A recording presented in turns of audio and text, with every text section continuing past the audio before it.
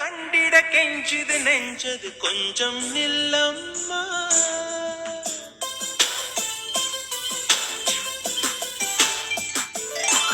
நான் வானவில்லையே பார்த்தேன், அதை காணவில்லையே வேட்டேன்.